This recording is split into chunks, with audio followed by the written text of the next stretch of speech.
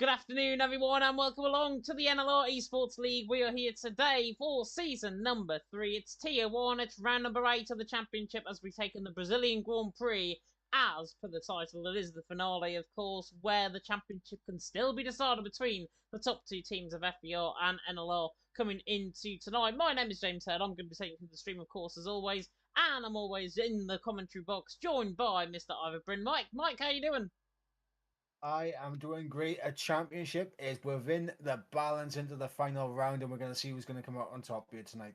Yeah, and regardless of what team you might support, I know it's going to get quite tactical, I think, out on track. Let's just put it that way. From what we saw after, of course, the final couple laps in Singapore, very, very changeable, I've got to say. FER now leading the way on by 23 points over NLR, 228 to FER's name. NLR in second on 205. Juventus Racing now in third on 124. Victus Racing Team in fourth on 91. Elite Racing Team in fifth on 90. The battle for fifth, the battle for fourth, actually, well to play for still. Team Mentalism joining that in sixth on 76. QRT in seventh on 73. GSP in eighth on 46. IRT in ninth on 34. And PGS in 10th.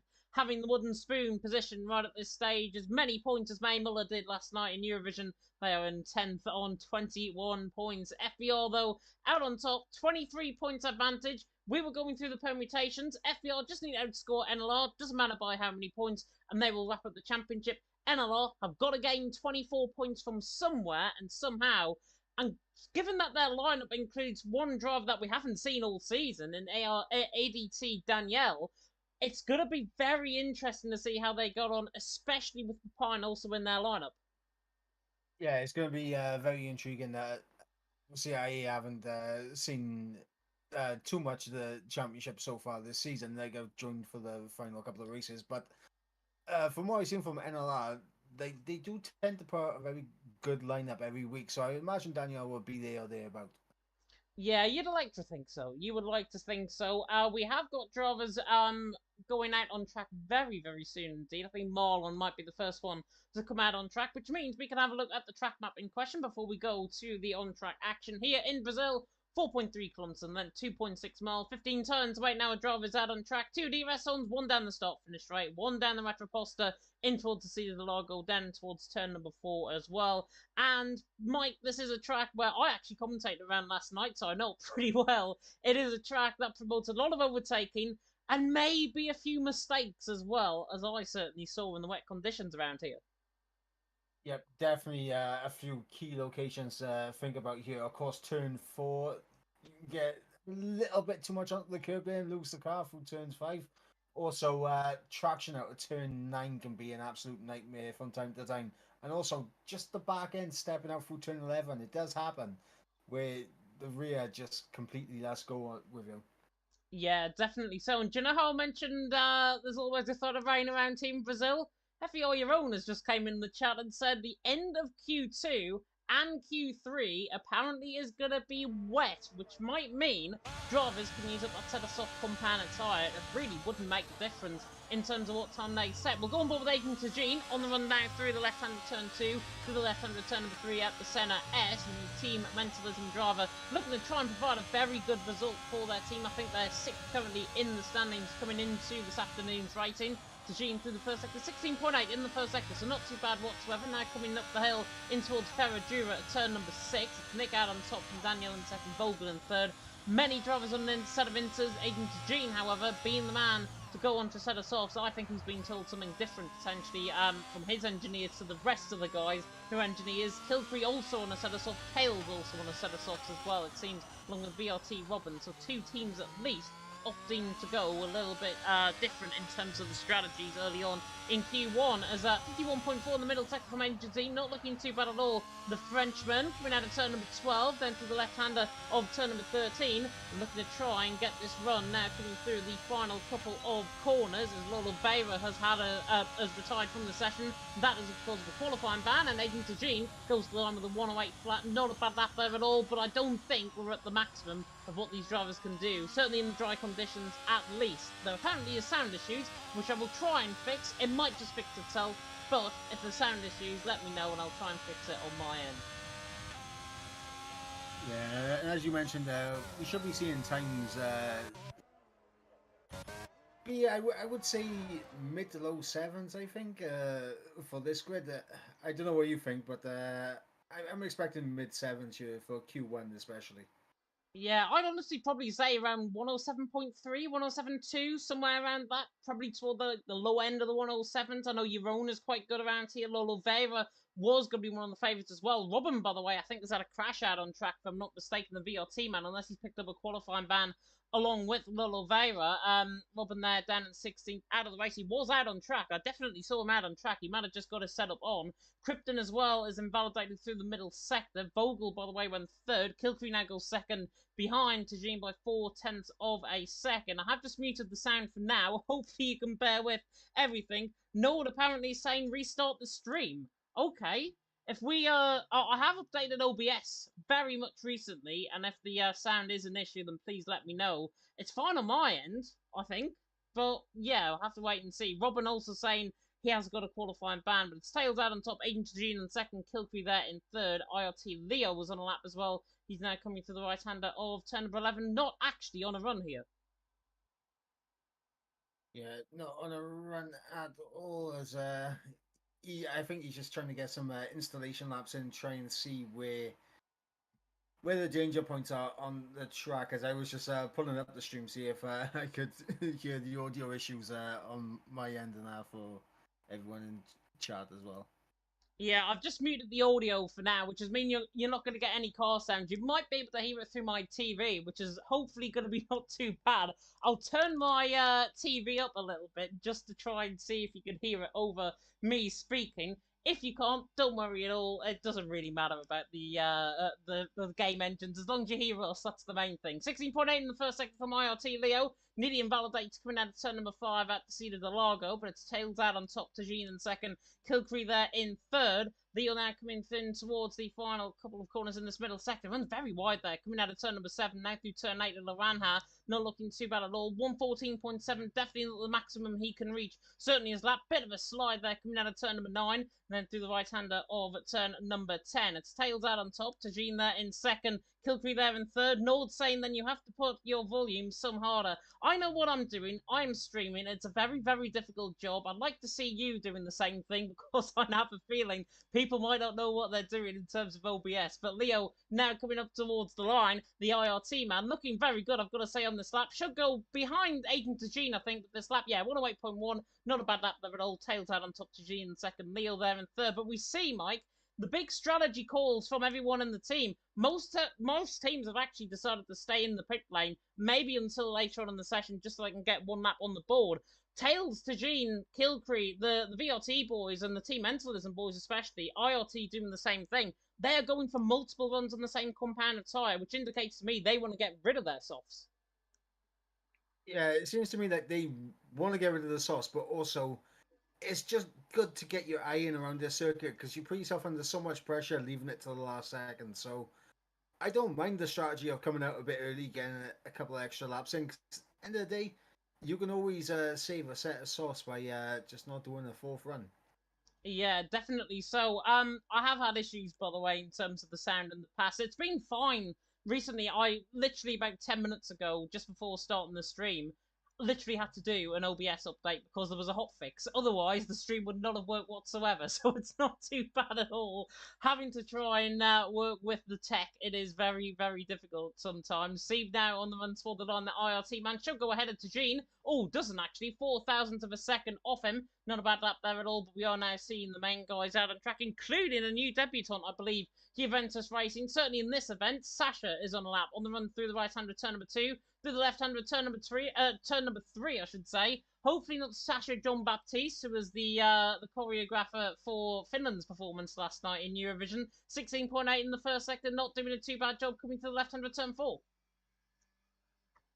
Not doing bad at all. I'm currently on board with Danielle, who's done a 16.7 in the first sector, just a few corners behind Sasha.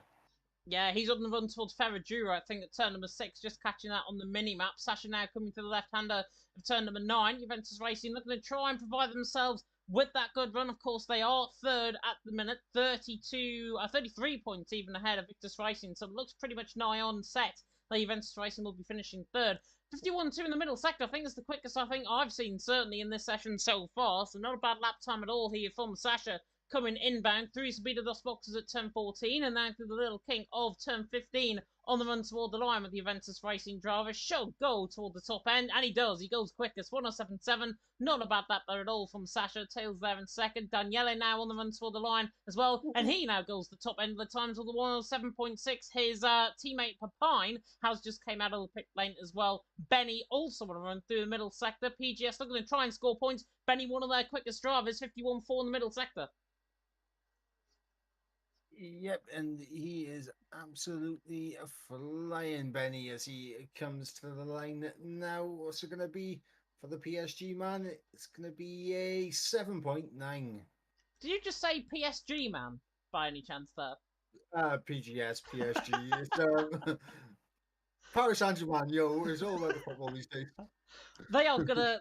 They will be in your DMs right now. I am sure, watching this and thinking you have absolutely disrespected our team. Get out the comment box for goodness' sake. It is Daniele out on top from Sasha in second. Oh, it's Toby. Nearly goes for a spin. Coming on board with him through turn number 4 to see the Delago. Very, very wide off the curb. Nearly gets caught on the underfloor, basically on the curb. Sent the car spinning. Of course, it's a different physics model, different handling model as well, going to be on the new game. So these drivers, might be their final experience of F1 22, as Toby is absolutely all over the place. Yeah, I'm currently on board with Pippin through turn 7. 16.7, the first sector for the NLR man. Yeah, very, very strong indeed. Daniele out on top. Covers, if you heard me saying, covers his name in the background. He's got 1,000 behind Daniele so far. So the Italian currently leads the Dutchman, I think, out on track. Behind the other Dutchman for the NLR team, middle sector, 51.2. So he's up there. When what we saw from Sasha a little bit earlier on. So he's going to be matching, I think, his middle sector. Now coming through to be the dust boxes up the top end of the hill. Leo saying, who cares about Eurovision? We don't. We finished 25th. Papine on the run towards the line. The Dutchman goes third. Not a bad lap time at all, but FER yet to set the lap time just yet. Both of them are now on runs. Nick is the first one on a run. He's now coming through turn 9. You're on there through turn number 7, I think, in the background. He's about 10 seconds behind on track compared to Nick. And Nick in the middle sector is actually not on a run here. Jeroen in the middle sector, I believe, is. So it's going to be an interesting tactic from FBR to see where they set. Jeroen, of course, PSGL F1 man through the middle sector, 51.3. A little bit off in that middle sector. Yeah, it looked like he just had a little wiggle through turn 11 there. It saw like a little bit of almost like he was catching a slight bit of oversteer coming through turn 11. Yeah, and Jeroen on the run to the line. That might have cost him 107.8. It's enough for now to get him through into Q2, but I would honestly say the drivers are going to have to stay out there on track just to try and improve their times. Nick has gone for another run, and it's a 16.8 in the first second, but he's very wide coming out of turn number 4 once again. Nearly invalidates the car coming through that corner. Now up the hill and towards Ferradura. Glock, Truly, and Alonso famously caught up an incident in 2009 around here. And then in towards Lavanha at turn number 8. Lavanha translated to orange. I don't know why it's translated to orange, to be honest, but you never know. Brazilians and the Spanish have very weird ways of naming their corners in their own language. As Nick now comes through the middle sector, the FBR man in the middle sector split. 51.3, again matching your own. FBR, like so many times in Q1, have been off the pump a little bit. Q2 and Q3 is where they've really come alive. Yeah, they usually take it nice and easy for Q1, and then Q2 they ramp it up. Q3 is when they absolutely fly it. Yeah, definitely so. I am gonna test the sound now. Hopefully that is okay. I've literally just muted it, and hopefully that is fixed over the course of 5 minutes or so. It sometimes does fix itself automatically. It's a weird process of how my sound and the audio sinks in. Hopefully it's okay now. If it's not, I'll turn it straight off and we'll leave it off for the rest of the stream, which means only you can get to hear us. Hopefully you can get to hear the very faint sound of the game engines in the background as well on my television. But Daniele out on top, covers in second, Pine in third. NLR sitting pretty, first and third. For the wet qualifying session due potentially for Q3, have they peaked too early? I wouldn't say they've peaked too early. I think it's definitely they'll definitely have more time on the table. And right now, it's all about getting into Q2 because as we know from the comment earlier, it's going to be wet for Q2 and Q3. So it's better to peak now for Q1 and get through in the dry situation because then when it comes to the wets, it's going to be anyone's game. Yeah, definitely. So, Nick is back into the pit lane. Killtree now on and out. That apparently the audio sync has not fixed itself. So I'm gonna leave it up for the rest of the stream. Unfortunate that. Hopefully it's not the same case for PSGL tomorrow night. Reminds me I've got to set up the stream tonight because I'm going to be doing a boot camp this week for like a skills boot camp, which is going to be interesting. So it means I can be on Discord replying to your DMs and things like that. So I'm going to be one very, very busy person. Killcree, very, very busy now on a lap, on the run down into the left-hander at turn number 1, through the centre S at turn number 2. And Team Mentalism on 14th position. Honestly, with Killcree's pace in the past, I would have expected a lot more from him in this session. Maybe he can back it up in this lap time. First sector, 900s up already. So as long as he stays consistent, he should go up there. Yeah, definitely room for improvement there for Killcree as he comes now for the heart of the middle sector. And I was going to say, do you want to do like a quick stream restart now for the little break between Q1 and Q2 to try No, and get the audio back? it should be fine. It should be fine. I mean, I can hear the game audio on my end just coming through my headset. I don't think people can though because it's such a noise enhanced headset that you probably can't hear it. Kill 3 in the middle, sector's 3 tenths up, 51-4 in the middle sector, so not looking too bad at all. I think we'll be fine for now. Hopefully you don't mind the audio being turned off. I know it's a thing to have the game engines on in the background and the light sequence and everything else, but the way it's going at the minute, it's probably best just to turn it off and mute it on my end on OBS.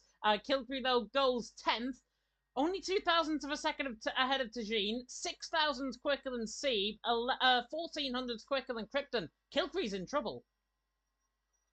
Yeah, absolutely, definitely going to be in trouble, especially if we see everyone in behind him get some improved laps. Of course, we haven't seen laps so far from Toby and Samba yet as well, so they two to keep an eye on. Yeah, Samba yet to come out of the pit lane. Unfortunately, Cha Cha Cha came short last night in Eurovision. Toby coming through, though, the left-hander of turn number 9, looking to try and set up on this lap. And Samba's actually not going to set a lap time at all, so he is out of the session. Andretti out of the session. Lolo Vera out of the session. Robin out of the session. 2 because of qualifying bans. 2, I believe, tactically, ERT, both of them. And Toby in the middle sector is a 103.3. So this is not a good lap from Toby whatsoever. But as long as he gets a lap time on the board, and as long as it's quicker than a 108.455, as Marlon is now actually on a lap, a 10th down in the first sector, Toby, as long as he sets a quicker lap than Marlon, he should be quite comfortable. And this is why it is so prevalent to try and get a lap time on. And I mean, with Killcree and Tajine and everyone, as Killcree now retires, that's him done out of the session. With everyone now covered by what, 300ths of a second, pretty much between Killcree and Seeb, they are the ones that's going to be in the danger zone. Yeah, and I mean, you just mentioned Marlon just a second ago. Tajine was getting very close behind him, potentially getting a little bit dirty, yeah, but he is a 10th up agent Tajine at the moment. Yeah, and Marlon invalidated, so I think Marlon actually was backing off his lap. He's invalidated through the middle sector somewhere. Leo currently 11th. I think he went there in his lap. Nick there going 10th as well, the FPR man, and Marlon's in. So Marlon out of the session, it seems. Toby needs to find something now on this lap to get into on Marlon. It's a 108.455 to beat. He is 10 seconds up, 52.9 in the middle sector, but that is still not a good middle sector at all from Toby. Now coming to the left-hander of Sabino Dos Fox at 10:13, he's going to fall well short of Marlon here, and the GSP man is done. So the GSP man is knowing that he cannot set a quick lap time. He retires in the pit lane. There's our 5 out of qualifying without really doing much, I've got to be honest, at the end of Q1. Nobody, I don't think, is on a lap. However, Nick, 500ths down, is just invalidated coming out of turn 7. Yeah, and I think everyone will probably have their race engineers in their ears right now saying, quality's done, lads, you're all through. Yeah, which is perfect, I think, from that perspective. There really isn't at all anything to write home about in terms of that qualifying session. Not as Q1s have been done in the past, where we've had like a tenth of a second covering 3 drivers at the end of Q1, knocking drivers out into Q2. Tonight, it's literally Toby out with the 120.7. Marlon scrapes through very easily indeed. And then Andretti, Lolovera, Robert, and Samba, 3 of them had qualifying bans, which is why they only had to complete a lap. Andretti was the one, I believe, that chose not to go for the qualifying ban. I believe it was Samba that was due to be out on track. So Andretti served up that qualifying ban. Samba realised that there wasn't enough for him to come in. ERT probably thinking it's more better for tactics-wise. Race is everything, especially if it's going to be a dry race. That means they can go on whatever strategy they like. And also, of course, Mike, with the new rule in Formula 1, they can pick whatever tire they want as well. So regardless of the rain, doesn't really make a difference. Yeah, 100%. And obviously they save a lot of sets of sauce for the race as well, just in case there's any safety car shenanigans. Yeah, and knowing around here in Brazil, there will probably be a lot of safety car shenanigans. That is for sure.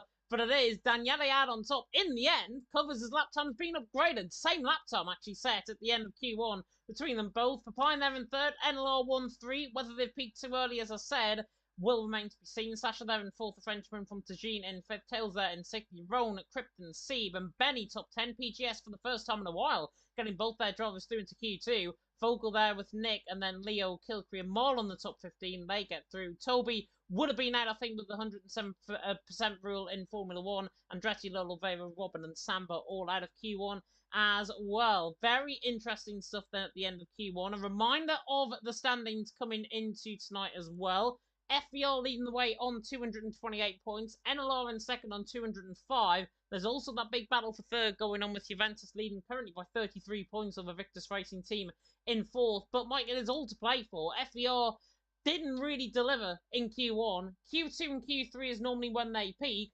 NLR first and third. Have they peaked too early again? Well, I'd tell you one thing that hasn't peaked too early is the interest in this Q2 because it is dry out on track right at the moment. Everyone rushing out to try and get a lap on the board ASAP. They are indeed, and it's literally like the wacky racers coming out the pit lane here. Everyone in the same amount of races, 14 cars out on track, coming out the pit lane within the first couple of minutes of this qualifying session. And that means to me the rain is going to be forecast within the next 5 or 10 minutes for sure. Falsha Kevin coming in, GSP Krypton for the win. Guessing he loves him, or she loves him, might be a girlfriend or something like that, but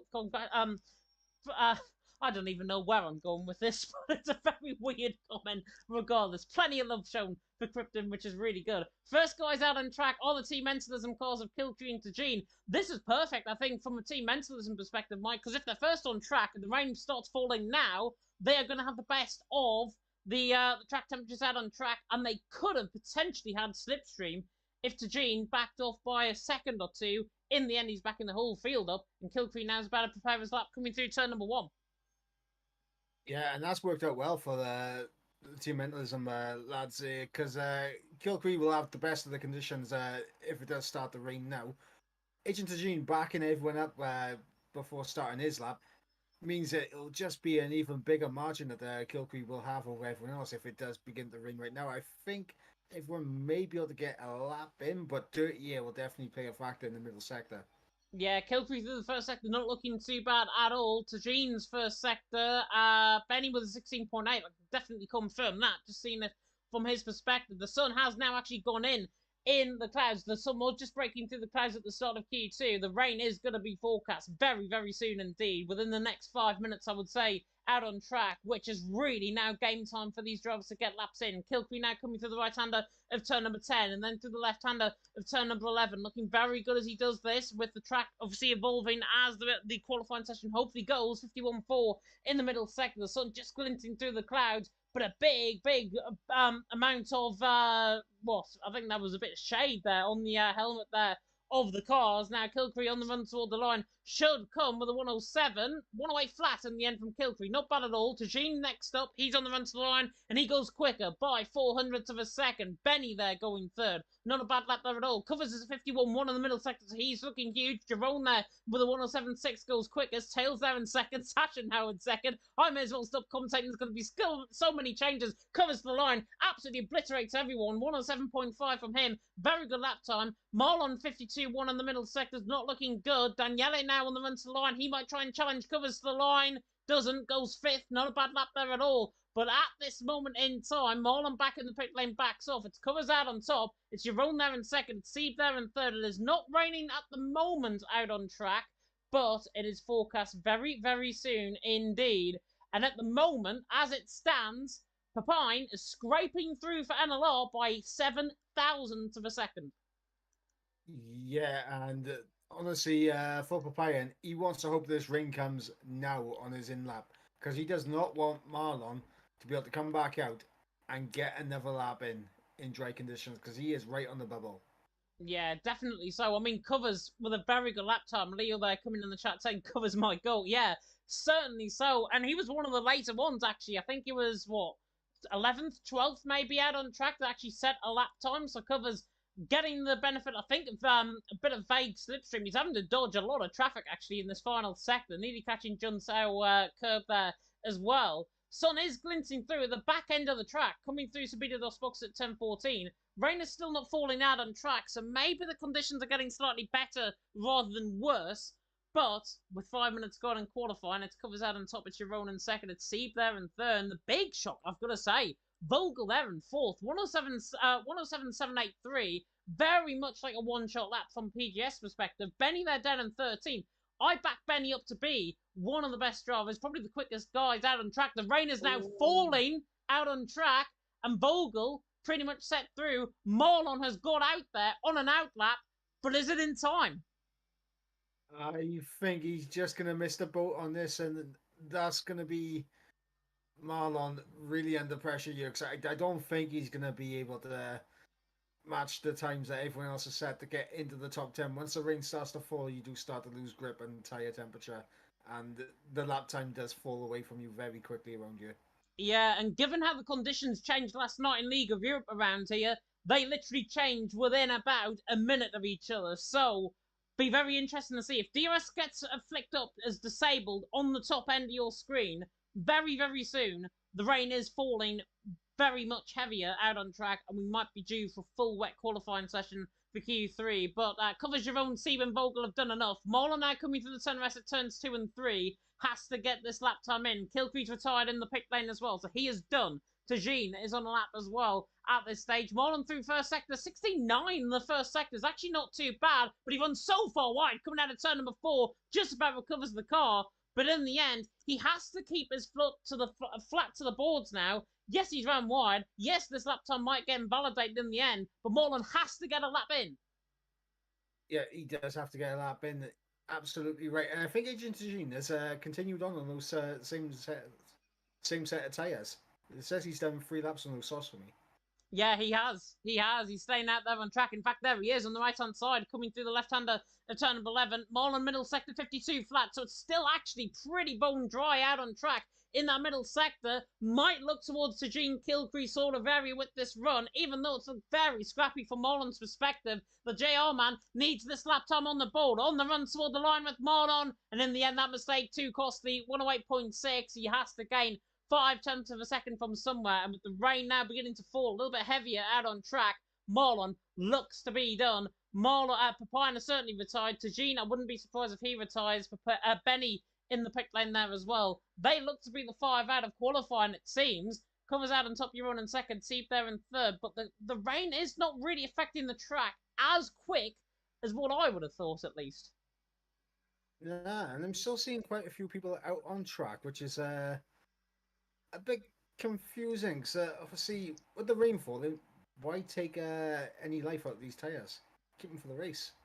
Yeah, but if there's going to be a full wet qualifying session, they are the soft wear around here. What, about 12, 13 laps, I think, until you have to go in. And in the end, you have to try and get a lap time in out on the board. And with if the rain is going to be falling, and if it's going to be a full wet qualifying session, drivers might be incentivized to actually try and go out there on a set of inters just to try and get a little bit of running in and try and see if their setups actually work in the wet conditions. Now, we're forecast a fully dry race, apparently, according to your own as well. So this is coming from the FVR's horse's mouth at this stage.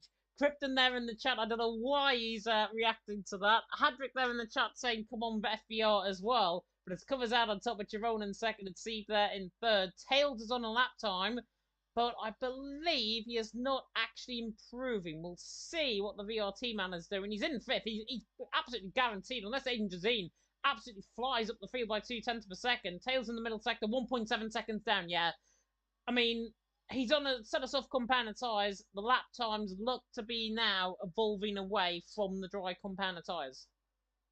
Yeah, it looks like these dries are just not going to be showing any signs of improving the lap times, and I think essentially with 6 minutes to go, we've got our top 10 for Q3. Yeah, Tajin is the only one out there, though, on a lap at this stage. He's on an out lap coming to the left hand of Jun Sao now at turn number 12. The rain is still not affecting the camera lens on OBS looks different to what it's coming through on my TV. There's no yellow little grain spots basically on the track. If there is, that normally indicates we're going to get DRS disabled soon. The rain is falling heavier though now on the run down in towards turn 1, so we'll have to run above with Tajin. He's only got to make up 7 thousandths of a second, 8 thousandths of a second to qualify through on Papine. This is now make or break for Agent Tajin. You might think 7 thousandths of a second is not enough. It might just be. You never know. You never know. He's a 10th down through the first sector. Not too bad through the first sector. It's the middle sector and the final sector where you begin to really lose the time. Rain is getting slightly heavier now out on track as well. So Tajin there in 11th. Ferradura now at turn number 6. Oh, and he's gone for spin, and that is him done. Full 360, nearly from Tajin. Invalidator's lap. That is down, rubbing salt in the wounds. And Tajin, unfortunately, he knows it. He knows it. He is there in 11th, and he's out of qualifying. Yep, that means both Team Mentalism drivers, Benny, Leo, and Marlon, all out in Q2. And for Marlon, he's going to be bitterly disappointed that he wasn't able to get that lap in when it mattered. Yeah, and that mistake as well, coming out of turn number 4, I rode on board with him, and that mistake coming out of turn number 4, so costly. He didn't look like he lost much time, but that is on the run up the hill and towards turn number 6. You're going to be losing speed up a hill anyways, but Marlon absolutely bounded by the fact that he made that mistake, lost more time than was actually necessary, and in the end, he's 4 tenths down on Leo, 6 tenths down on Benny, and he's seemingly, it looks like he's out of qualifying session, unless somehow the conditions improve in 4 minutes time. I do not know how Tajin and Marlon might get through here in Q2, but it's covers out on top. It's Jerome in second, it's Sieb there in third, Vulgar in fourth, Tails in fifth, Daniele in sixth, Sasha in seventh, Nick there in eighth, Krypton there in ninth, Papine there in the top 10. And both NLR drivers seemingly look like they're through. Both FBR drivers seemingly looking like they're through. Tajin retiring, Marlon retiring, indicates to me they probably had a look at their strategy screen and thought, yeah, we're going to get intermediate compounder tyres. Tails the only man to retire. I hope he's not going to make us wait 3.5 minutes. But covers your own, seed the top 3. We're just waiting on Tails now to retire. But it is, you mentioned, Mike, both Team Mentalism drivers in Tajin and Kilcree's DRS is now disabled. Benny, Leo, and Marlon all out of the session. And let's just hope Tails does not make us wait 3.5 minutes. Yeah, let's hope Tails reads the room and gets us moving swiftly on as quickly as possible. Let's hope so. Let's hope so. Somebody from VRT in the chat, please let us know if he's awake first and foremost, just so we can press the start button and then press retire into the pit lane. That would be fantastic. And you don't want to make me wait because we could just find stuff to talk about for an absolute country age. But it's covers out on top. Jerome there in second and Sieb there in third. Keki saying Tails is cooking out on track. Hadrick saying let's go Amigo FBR. And Leo was saying we all agree that Liam is a money grabber. Who on earth is Liam and why on earth is he a money grabber? That's what I want to find out. Yeah, I'm intrigued now. Go on, Leo. Go on, Leo. Come on, spill the beans. Spill the Come beans. We on, know you want to. We know you we want got to. we got 2 minutes if Tails isn't ready yet. Come on, we want some tea. Unless Liam is Tails. Just clicked on. Potentially. Potentially so. Potentially so. Leo is saying, maybe tell your driver to retire. Yeah, he needs to retire. He's gonna. Oh, there we go. He's actually just retired. Perfect. It is an old Dutch affair at the top end of Q2. It is covers Adams up from your own in second. Steve there in third. Vogel there in fourth. Tails there in fifth. Daniele in sixth. Sasha there in seventh. His first qualifying session here in the NLR team event for the final round. He gets through into Q3. Very nice performance from him. Nick there in 8th, Krypton there in 9th, Papine there in 10th. Pretty much became like a one-shot qualifying session at the end. Tajin in the end out by only 5,000 of a second. That time has been upgraded slightly. Kilcree in 12th, Benny 13th, Leo 14th, Molon there in 15th in the end. All out of the session. Leo saying as well, nobody asked. And Krypton is getting very embarrassed by Falsha Kevin there in the chat with a lot of LGBTQ flags. Nothing wrong with LGBTQ flags here on the stream. If you are, of course, a part of that community, welcome along. We welcome anyone here, of course, as Mike. It is raining out on track, and it looks like we're getting intermediate running to begin off with. Yeah, and obviously, if it does go to heavy rain, they want to get out as quickly as possible once again. But you can see on track, the puddles are there. It is going to be intermediate conditions.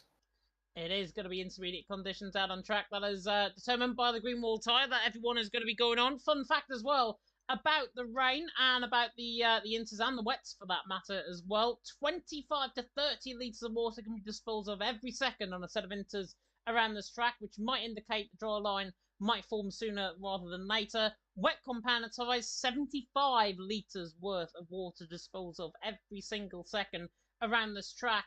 And that means that I stolen that first and all from Kieran McGinley, F1 Esports Challengers commentator, of course, this season. Thank you, Kieran, for that one.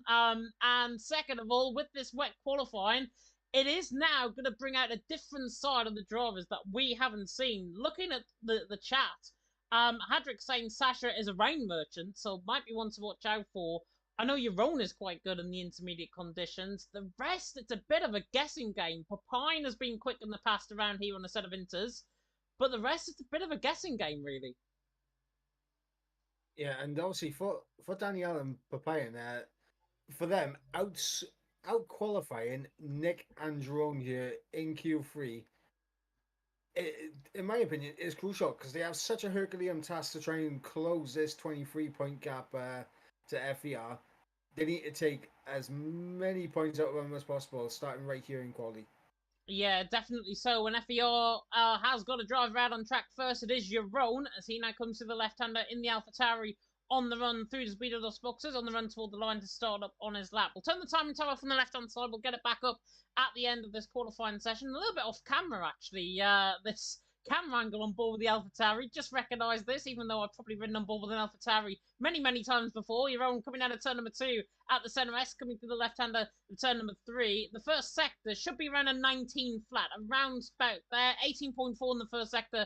Very respectful indeed. Normally, as the track evolves, we get slower times around here with the rain hitting the track out there as Jerome now comes up the hill in towards Ferradura at turn number 6. He now comes through the right-hand return number 7. Very, very wide line. The Max Verstappen line almost coming through there at turn number 7. Of course, Verstappen excelled around here in his first wet race in Brazil, as I believe he was still in Toro Rosso back in the day when he actually participated in that. Either that or his first season in Red Bull. I vividly remember, and I'm not a Max Verstappen fan, as Jerome now comes through the left-hander of turn number 11 into the left-hander of turn number 12. 57.1 in the middle sector. This has not looked a bad lap at all. But given that we are 7 seconds already off the pace of what we've seen on the dries, it now brings the set potentially to around 8 or 9 seconds between the difference of dries to softs. As now your own on the run towards the line will go quickest for now. 14.8, not a bad run, but I don't think that is going to be quick for that long. Well, we got Krypton going there a second slower than Jerome Papayan. 4 tenths ahead of Krypton, so right now Jerome Vogel. absolutely flying. Vogel out of nowhere with a 14.8. Big lap time from Vogel. Covers looking like he's up in the middle sector as well. 57.2. The Mercedes now on the run toward the line. It's Vogel, Jeroen, and Papine currently the top three. Covers now is on the run toward the line, trying to excel above Vogel, and he does by 400ths of a second. Good lap time there by Covers. Slightly up on his time as Sasha comes in and goes a tenth quicker than Covers. Big lap time there from the JR man. Might be the one to watch out for. It is Sasha out on top. It's Covers there in second. It's Vogel there in third. Nick on a lap as well. It's 3 tenths down on Sasha through that middle sector. And Nick on the run to the line goes fifth. So not bad at all from FVR. Currently outscoring NLR in terms of qualifying. And that might just be enough. We'll have to do the permutations. I don't think it will be. But it might just be enough for them to maybe have one hand on the NLR team, the NLR Esports League trophy here tonight. Daniele, by the way, invalidated his lap. Sieb and Tails both went for Saita runs essentially, and Sieb and Tails are now through the middle sector on their proper runs. Sieb in the middle sector, 57.1. Papine goes quickest, and Sieb is looking quicker than Papine. Yep, Sieb absolutely flying right now as he climbs up the hill towards the start-finish line, and we'll see if Sieb can snatch provisional pull away from Papine. No, just about miles can't off. do it. I mean, I say miles off in the end. He's, what, 0.2 of a second behind Papine? It's not miles, but around a track like this, and with it being Brazil, yeah, it is a little bit of a mile off. Krypton's invalidated through the middle sector.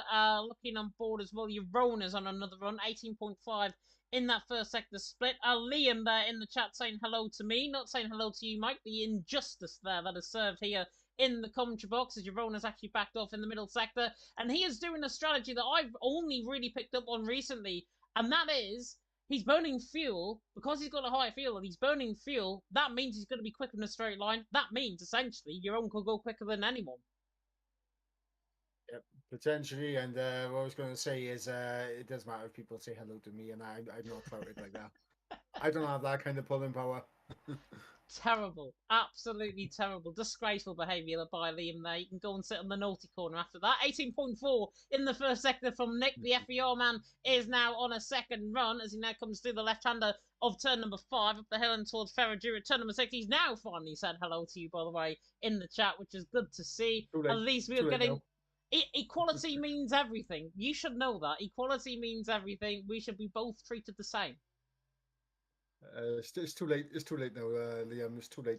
My feelings are already hurt. He is. He's going to cry himself to sleep now after this commentary. Nick now coming through the middle sector, and he is actually backed off his lap as well. So he's trying the same strategy as what Jeroen was doing. Jeroen now in the middle sector as well. Be very interesting to see. It's turn number 10 where they both did it, and Jeroen now is on a lap. Nick backed off. Potential slipstream up the hill though, if they time this right. Oh, I don't think he needs it. I don't think he needs it. 56.7 in the middle sector is huge from Jeroen. Looking to try and improve. Papine, Sasha, Sieb, top 3. Think it's just to try and get a bit of a delta on the board from Jeroen. I think he's going quicker here than Papine. On the run to the line with Jeroen. Oh, and he does. 14.2. 2 tenths clear. 2.5 tenths clear, in fact, than Papine. Good lap by Jeroen. Papine in second. Sasha there in third. And the man who's been talked up about potentially being the man for P1... Sasha there in third, 14.6. He's now about to set up, I think, onto another run. However, he's low on fuel, so he might be coming back in the pits. Yeah, and Danielle, unfortunately, 15.2. Not getting the lap on the board that NLR need right now. But obviously, with Nick down there in 10th as well, it does kind of make it a bit of a level playing field between the two teams. It does. It does. And I mean, yeah, first and second, the bookend in the field, basically, both teams. Jeroen and Nick are bookending the front and the back. Daniele and Papine are bookending second and ninth. So it's perfect, I think, from an NLR perspective. You've got your quickest drivers seemingly in the wet, out on top. With it being a dry race, though, Papine, I just fear, is going to struggle. If it remains as it is, I just fear he's going to struggle on the back of Jeroen. Jeroen, with that PSG F1 pace, is quicker probably than Papine. I would say up to around half a second lap around here. Papine might just try and find it tough.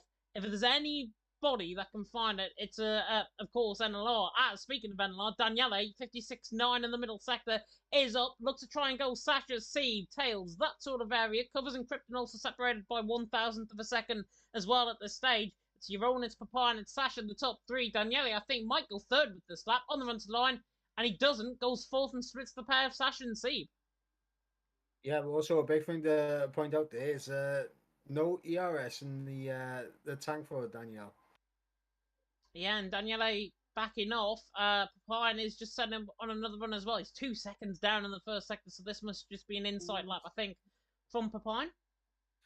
I was just on board with Sieb for the center SS, took a little bit too much inside curve and completely lost the car.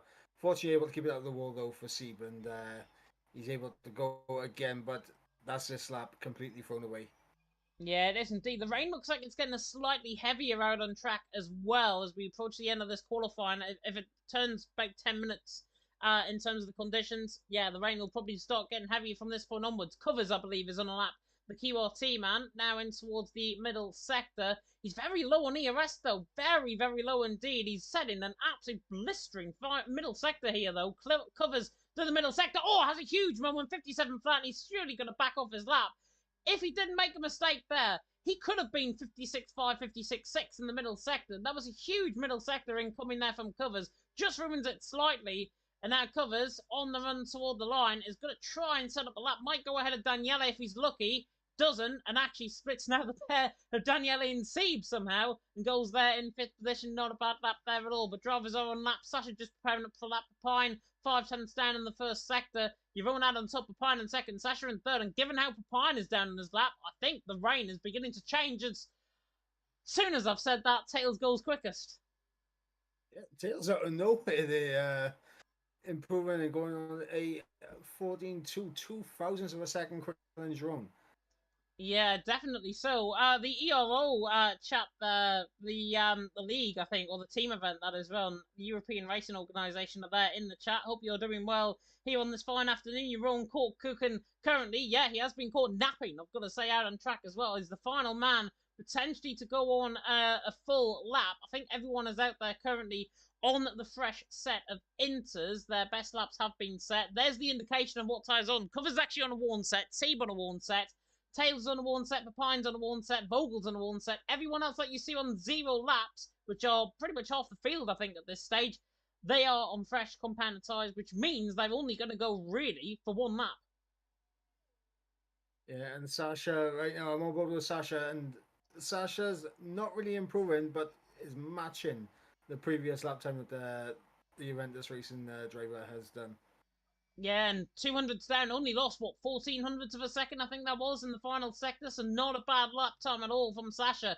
With that consistency, though, coming in terms of the times, as Krypton, by the way, went third. Good lap time by the GSP man, 14.3. I'll try and flick on who might be next. I think it is Nick, who was on a lap. He's 3 tenths up out of the first sector.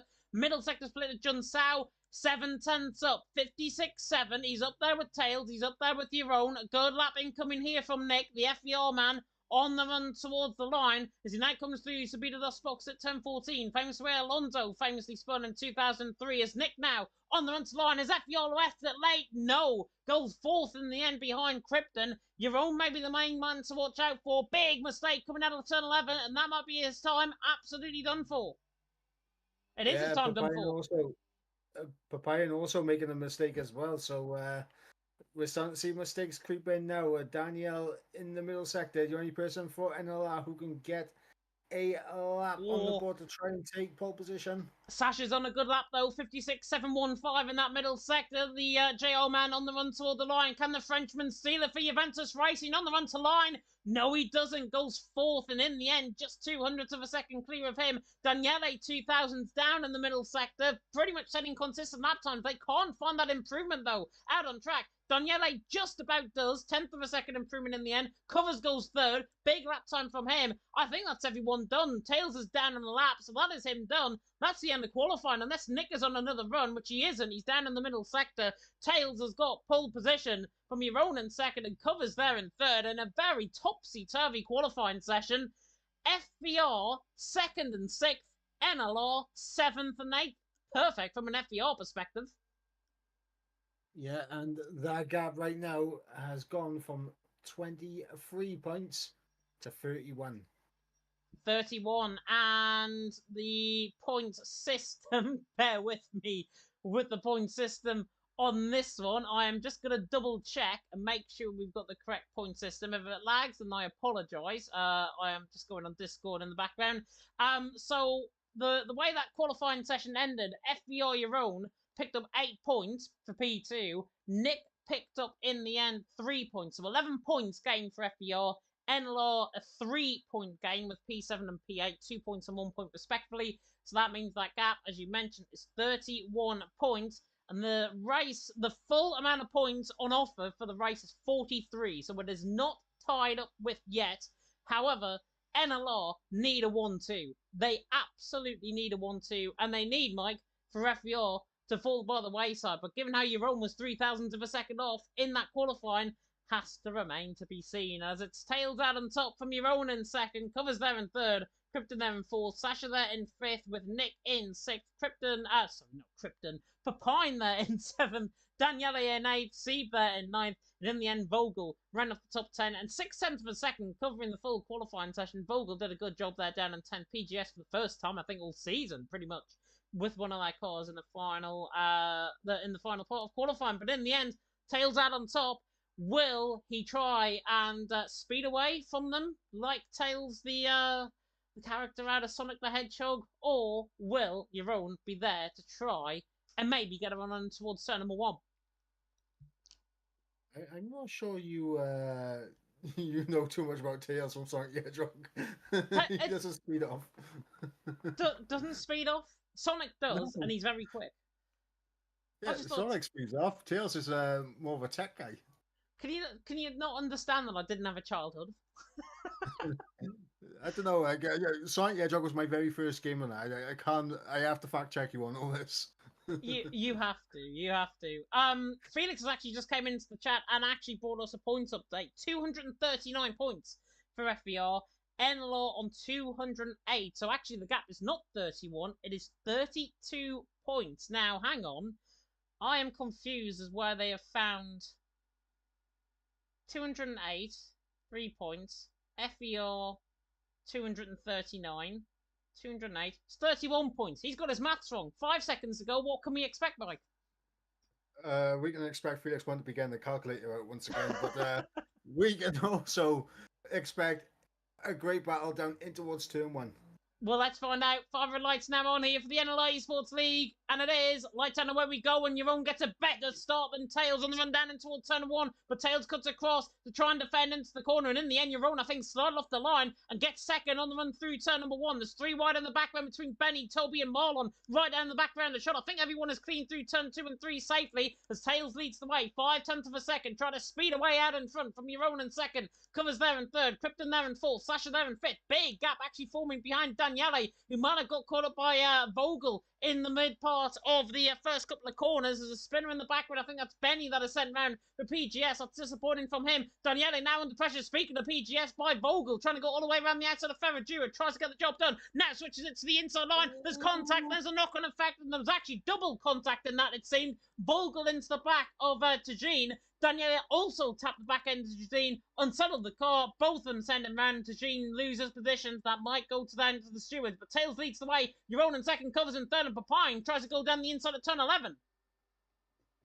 Yeah, it's absolutely all kicked off. Papine making a small mistake there. Nick all over that rear wing. Seaver's there as well. This could be 3 wide into turn 1. It is indeed. It could be 3 wide and towards turn number 1. Sieb on the back of Nick. Nick on the back of Papine. Nick's certainly going to try and get Papine. The NLR and FBR battle. Ray John will turn the timing tower off to see this battle. But in the end, Papine hangs on down and towards turn number 1. Nice job there, Papine, to hold the position. Everyone now running in line of stern. There's a side-by-side battle between Robin and Andretti further down the field. Robin is through on Andretti, and they're still side-by-side, slightly coming out of the centre S there. It turns 2 and 3. There's also 2 wide in the background now on board with them, with Lolo Vera making up ground on the back of Toby to the inside line of turn number 4. Deceiver Delago tries to get the job done now through turn number 5 up the hill and towards turn number 6 of Ferradura. Lolo Vera now gets the job done as Tajin tries to force the inside line, and Leo now coming through Ferradura. And in the end, the Red Bull, I think, of Leo was spun. Or was it Sieb? It was Sieb, and I think Leo and Samba, they're ghosting through each other. Not sure what happened there momentarily, but yeah, Sieb just losing the car for the double right-handers. And Lolo Vera is a man on a mission. He's absolutely waltzed through on Toby. He gets the job done. He's through and he's into 12. Very, very good session from him so far. Tails, though, leads the way. And no wonder he's away out in front. Medium compounder tyres. Everyone else on a set of hards further down the field. No contact, from what we can see. No full wing damage at all. Just Benny with that spin. And also a few spins there with Seed further down the field as well. But on settling down, it's Tails that leads. Your own in second. Covers there in third. Krypton there in fourth. Sasha there in fifth. Papaya in sixth. Nick in seventh. Vogel in eighth. Daniele in ninth. As it stands, with your own, of course, being there in second. FBR wrap up the championship as it stands out on track with NLR 6th and 9th, not doing enough at this stage, even though one of them is outscoring Nick at this early stage in proceedings as Andretti's on the back of Robin now coming to the left-hander of turn number 5. Liam says Lolo Vera wants it. Well, he wants Tajin now on the back of him, and he wants to try and turn Tajin maybe into the mincer and try and mince him for this move in towards turn number 9. I do not condone these punts. I'm taking a drink as well, which is why I'm trying to not spit it out over my screen, because that would be funny. But Tajin there in 11, he's doing a good job, don't get me wrong. He had a little bit of a mistake there, I think, in the first couple of laps, but Lolo Vera is a man on an absolute mission. And speaking of a man on a mission as well, Andretti on the back of Robin, trying to channel the potential Formula One team, of course, that could be joining in 2026. Andretti on the run toward the line, should get Robin in towards turn 1. Leo and Samba might go side by side as well on the back run. And actually, Leo collects the back of the Ferrari way too late on the brakes as Leo. Robin is sent across the track. He's nearly sent across the Mexican, the Brazilian border right there. Rejoins in track in front of Seeb, and Seeb, unfortunately, down at 19. Robin there on 18. Samba side by side now with Leo, and Seeb is going to get through on Robin. Unfortunate for Robin, but in the end, Leo coming like an absolute kamikaze mission to the inside there at turn number 1. Yeah, and definitely that'll definitely be looked at by the stewards, I would imagine, because Robin, as you said, got absolutely punted across the border. He was in Brazil. I believe now he's in Bolivia. He's in Bolivia, he's in Guatemala, he's somewhere in South America. Goodness me. Covers, however, on the back of your own, looking like an interesting battle. The covers now beginning to come off in terms of this battle. No pun intended there whatsoever. As now, look at the speed of the Mercedes to the inside line of turn number 1. And the AlphaTauri, I think, is just going to say, you know what, come through. I don't mind. I've got more ERS than you. Covers now in second. Your own in third. And in fact, your own, I'll bite my own lip there, because your own does not have more ERS than Covers. Covers, in fact, does. He's now using up that battery, and maybe it's for the best to have Covers in front, because he looks quicker than your own. Yeah, he does at the moment, and we'll see with these two breaking away from Krypton, and Krypton's spun. Krypton spun, and Seeb is retired in the pit lane. Yellow flag there in the pit lane. Krypton has spun. He's got front wing damage, I think. Is it right side end plate? No, left side end plate damage on the car for Krypton. That's unfortunate for the GSP man. They're in 10th position. The support in the chat is going to go absolutely haywire now, as Krypton now down in 10th. Obviously got caught up in that spin. I wonder if he got collected maybe by somebody through turn number 5. I wouldn't have thought so. The only one that was close to him was Sasha. Because I was going to say that with Krypton losing out on DRS now to drone and covers, it's going to make NLR's life even harder to try and claw back these points, because without DRS they just lose in time on the straight. Yeah, Krypton's actually staying out there. Tajin's right on the back of him in towards turn number 1, so whatever damage that is, he obviously doesn't feel that it's affecting him. Certainly will in towards turn number 1, though. Tajin is through, and he's into 10th, gets away from the Mincer for now. Krypton there and Little Vera's now on the back, and the Mercedes tries to go all the way around the outside of turn number 3. This should be very easy pickings now for Lolo Vera. She'll get the job done. And the Mercedes there of Toby, the Aston Martin, I should say, of Toby. The Aston Martin for the GSP team, of course. Toby there in 12th has been let through by his teammate as well. Very respectful driving there from Krypton, and that is why we love him. It's Tails out on top, Covers there in second, your own there in third. Battles up and down the field, but the racing so far is strung out a bit like your mother's washing line at this stage. Tails from Covers, from your own, rounding off the top 3. Keki saying in the chat, come on, Covers, take him out. Hadrick saying Liam Covers is a very good driver, and Liam also saying Covers has been on it, and Covers has been on it. He's been on his bed, quite literally, to try and get this move done, as there is a yellow flag. And is that Krypton dropping further down the field? I think it is. No, Krypton's Ooh. front wing damage definitely Oh, hemorrhaging it's through the Tajin. middle sector. Yeah, it's Kilgreen Tajin, actually, this battle. It could be 3 wide down the straight. In fact, it could be even 4 wide down the straight. And Tajin tries to fill up the pit Oh my wall god. somehow.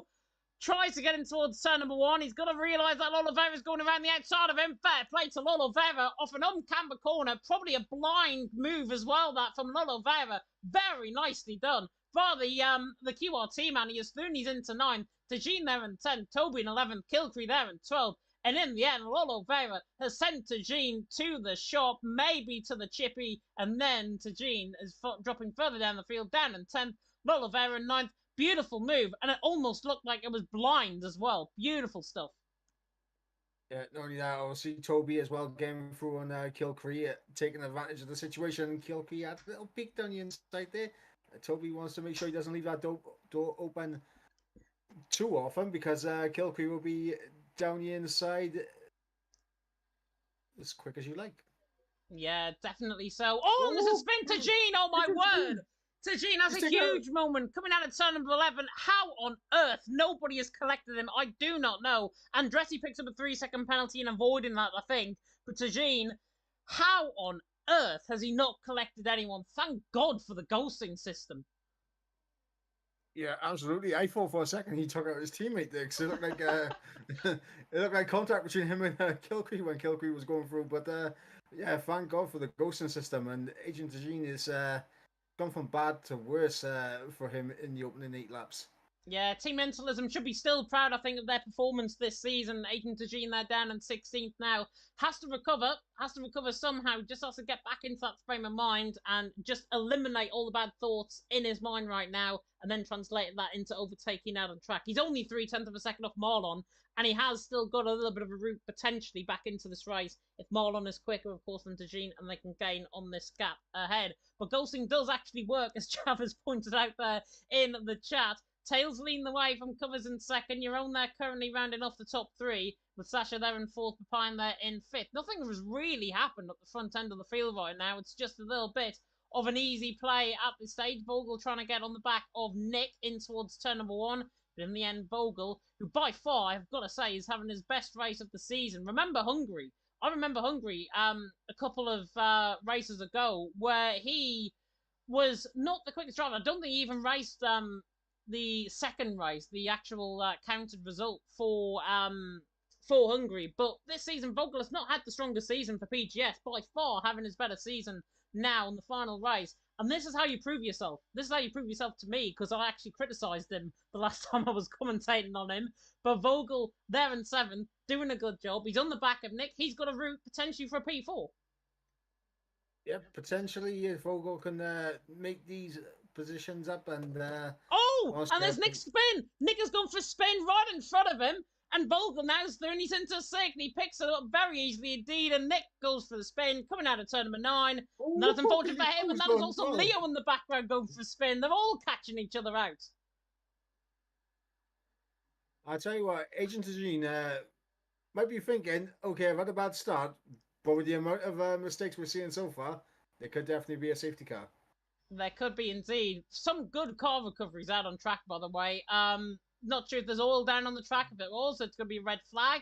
F1 23. Samba, however, trying to waltz his way to the inside line on Toby in towards turn 1 and does so. Nice job there by Samba. Does a bit of a cha-cha-cha past him and he's through and he's into 10. Andretti there as well, through on Nick, and Andretti now beginning to make up ground. ERT making up ground as Papine is involved in the battle there with Sasha, and I think Papine might have tried to look to the inside line there on the back of Sasha. In the end, Sasha is 4th, Papine there in 5th, and Papine, not sure if that was just a late braking move or if he just butchered his braking point and then just backed out the throttle.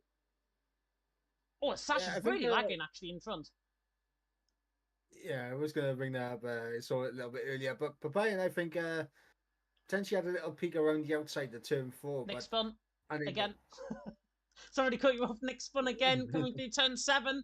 And the FVR team, perfect from an NLR perspective. Saib leaves the session there. It's perfect from an NLR perspective right now. 5th and 7th, your own is currently outscoring them, so they're doing enough at this stage. Your own spins, it's totally different as Papine now passes Sasha. Yeah, Papine through up into P4 and it's definitely not enough for NLR to overhaul FVR here, but it's a step in the right direction for NLR. It is indeed. Samba's making up moves as well on the back of Kilgree. Gets the Here comes job done on Sasha. him, and here is Sasha fighting back on him in towards turn number 4. Beautiful around the outside from Sasha. Brilliant stuff by the Frenchman. Papine, no inch given there between them both. Beautiful racing, great overspeed. Sasha Thune, he's into 4th, and he turns a negative from getting that move to getting that move re-overtaken. Nice move by Sasha. He's in 4th. There's another yellow flag, and is that Nick again? I think it is. Yep, yep, it is. It is. It's all gone wrong for Nick here in the past 2 laps. Tato saying in the chat, how's the point system again? Point system in qualifying is different. I believe it's the top 8 that get points. 10, 8, 6, 5, 4, 3, 2, 1. I think the points are, and it's just traditional Formula 1 points. The gap, 31 points between NLR and, FBR and NLR, I should say. And speaking of NLR, Papine is right on the back of Sasha once again in towards turn number 1. Not using up any battery because he hasn't got any left as Papine gets the inside line and gets through into 4th position. Sasha, though, with more ERS, is going to probably fight back at him. If he's especially got the straight line speed in 7th and 8th gear, there should be Sasha trying to re-overtake. But this time, he's not interested. Nah, I think he's just going to save up a bit of battery. He sees that flashing red light. No, she has the advantage. Yeah, and Tajina's through on Marlon as well. 13th and 14th position. Early position gains, by the way. We're a third of the way through the race. Haven't had a look at the position gains. There's Lola Vera and Samba who have been slightly lucky in terms of getting where they are. Lola Vera, though, pulling off some really good moves. He deserves to be in 8th position right now. Samba the same. He's there gaining 11 positions. They're the most positions gains. Most positions lost is Nick and Krypton. 15 positions lost for Krypton after that damage, who he did come in the pit lane with as well. I believe he came in the pit lane. Unless he's still going out there with that left side. No, he hasn't got left side end plate damage now, so he is still going on that new front wing. So that is him down at 19th, losing the most positions at this stage of the race as Vogel eyes up a move maybe on Sasha down the straight in towards turn number 1. Everyone, though, Mike, cancelling each other out as Sasha, on the back of Papine, tries to look, but in the end doesn't pull it off. Yeah, unable to pull it off here, Sasha. And Vogel, as you mentioned, was using a bit of his battery trying to get close to Sasha, but ran out of deployment and unable to get close enough. And honestly, looking at Danielle in 7th, just saving up the ERS, just waiting for the opportunity. Yeah, that's what I was going to ask you, actually. If you were in the likes of Vogel and Sasha's shoes right now, would you just, with an NLR sandwich, basically, being in between them both, there is that chance for them to save up that ERS. Do you think that they should be saving up that ERS right now? As soon as I say that, Vogel has now saved up a bit. Yeah, absolutely. I would legit play tactically now, save up a bit of ERS and just let the car ahead of you. Let Papayan use his ERS to try and stay ahead. But we'll see. I mean, Sasha doesn't agree on the ERS out of turn. No, I have to. Oh, I'm thinking off the top of the head now. This is dangerous sight by you. Turn 12. There we go. Yeah. Turn 12. There was a yellow flag, and it's actually Robin who I think has spun. There's a Ferrari, and yeah, Robin has spun on the inside of turn number 12. There was another yellow flag as well, and I think it was Nick again. Either Nick or Krypton.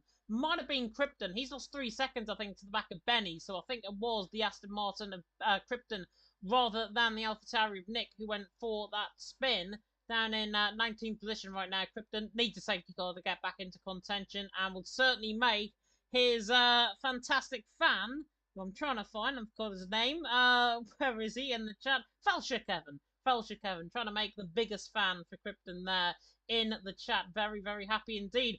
There was a comment as well just a little while ago about tails and covers and the gap actually stabilising. That was Liam in there in the chat saying that the gap between tails and covers is stabilised. The gap's actually increasing in tails' favour at this moment in time. 3 seconds the gap. Covers there in second, your own there in third. Your own's not pressurising covers. It's easy enough for covers, but in the end, if you really want to try and truly get the race win, I think you need to start up in this game and using a bit of that battery. Yeah, and honestly, what would really help Tails is a virtual safety car or a safety car pop out right now, because we're getting to that point where Hearts will go to the end from here. They they might be able to. 22 laps, yeah. You're talking about a fresh set. I was getting confused because I'm seeing everyone on the set of hards at the minute. I'm saying, yeah, they're not going to get to the end. They still have to make their pit stops, but they're doing a fantastic job out on track. And yeah, you're right. I think 22, 23 laps will make it pretty easily indeed instead of a set of hard compounder tyres if they were to decide to come in, especially from Tails' perspective. Now that he's beginning to lose the time, I think he reacts now to come in the pit lane, lets everyone go for a bit of an overcut. Undercut is very potent around here. As long as he comes out in clear air, Tails should be fine. Well, we shall see as he's in. Oh, no, he's not. I thought he was in. And Tails has no ERS left. Why? I'm absolutely bemused at what he's thinking right now and to what the VRT team's doing. He knows he's losing time, and they're probably feeding the commentary through to him. Tails is losing time now to covers. There's no question about it, especially in the middle and the final sector where he's losing the time. If I was in Tails' shoe, I would have came in that lap, gone into a set of hards. They're comfortably getting to the end of the race. Hards by, 5 laps into their stint, you're going to be getting the rest of them in for set of mediums. Is he really reacting to everyone pitting in behind rather than reacting to himself? I wouldn't see the logic in that, though. It's he's going to lose the gap that he has. Covers and Zron, they're going to close up on him by the time they come into the pits, because look how much time he loses in his middle sector. Yeah, losing a lot of time in that middle sector indeed. It's not looking too bad at all from Tails' perspective. But look at the gap, it's 2.2 seconds. He's losing 5 tenths per second consistently, and now he's in. Now he's in the pit lane. Not sure if that got fed back maybe on his end, but in the end, Tails is into the pit lane. Nobody has followed in. Perfect from Tails' perspective. Krypton is picking up a 3-second penalty further down the field. But where is Tails going to come out? So the hards go on. He is going to be coming out, I think, maybe behind Toby and Kilcree. And if that is the case, that might be one of the worst places to come out in. Even though he might be a second down on Toby coming out the pit lane, that's probably one of the worst parts of the track to actually come out in. For now, he's got clear air, but he's got traffic immediately ahead of him. So that is going to be him. If they don't pit for a few more laps, Tails is in trouble, potentially. Yeah, potentially Tails in trouble. And 2 other people I think could be in trouble as well. Sasha and Vogel, they continue to use their ERS, but Papayan and Danielle now, look at the ERS advantage they have to him now.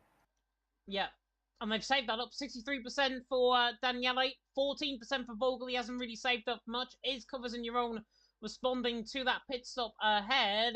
The answer is no. They're going to continue on and try and go for that overcut, which is a little bit potent sometimes around here.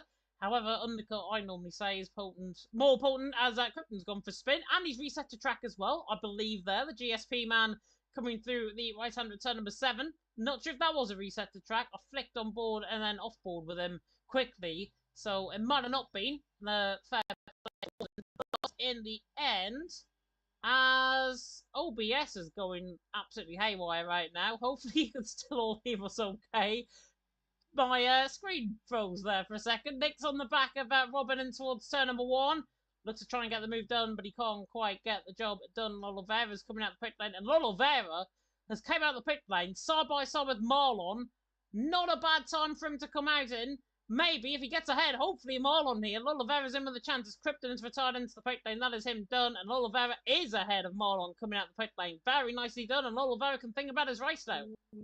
Nick and Robin side by side in behind as well as Robin gets through on Nick through turn 4. And what I was going to say, I'll see with Lolo Vera coming into the pits.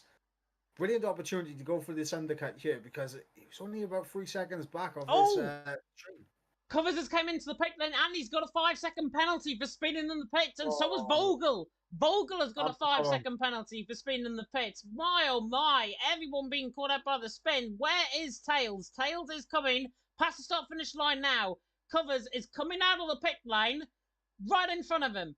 This is going to be side by side on the exit of the pit lane. Given how the camber of turn number 1 happens, Tails might just be ahead. He might just scrape ahead, and he will. Tails is barely ahead of Covers coming out of the pit lane. Set of mediums come on. The retiring car is going to be right in front of them as well, of Krypton coming out the pit lane. There he is, right-hand side. But Tails is ahead of Covers. Covers now in a fresher tyre. 5-second penalty. If he believes he is not oversped, he may get that penalty removed. But now it's race on between Tails and Covers for the race lead, with your own probably going to be following suit this lap around. Yeah, also another 5-second time penalty that was picked up. Papayan picking one up as well. So not just Vogel and Covers, Papayan also following suit. Yeah, Papine with another 5-second penalty there as well. There are the penalties, by the way, for now. Covers 5 seconds. Toby's just picked up a 3-second penalty, so we're going to add him onto the list. Papine 5, Vogel 5, Andretti on 6, Robin on 3, Toby on 3 as well. Oh, pardon me. Jerome leads the way by 7 seconds out on track. Sasha, Daniele into the pit lane. Jeroen continuing on. So I wonder if he stays out there for a while. I wonder if he's going to go hard softs. It potentially Covers gets through though and gets ahead of Tails. Obviously, now Jerome will see that 5-second time penalty for Covers. Maybe he's just trying to make sure that his mediums don't completely drop off towards the end of the race and stay out just a little bit longer on the hards. Yeah, definitely. So Vogel, by the way, is ahead of Sasha coming out the pit lane. So that undercut has worked to perfection for the PGS man. He is really gaining ground now up the field behind Papine. So he is going to be finding out at least for a P4 finish here from the PGS perspective. And given how they needed the points, and a reminder of the points actually, they are 13 points behind IRT.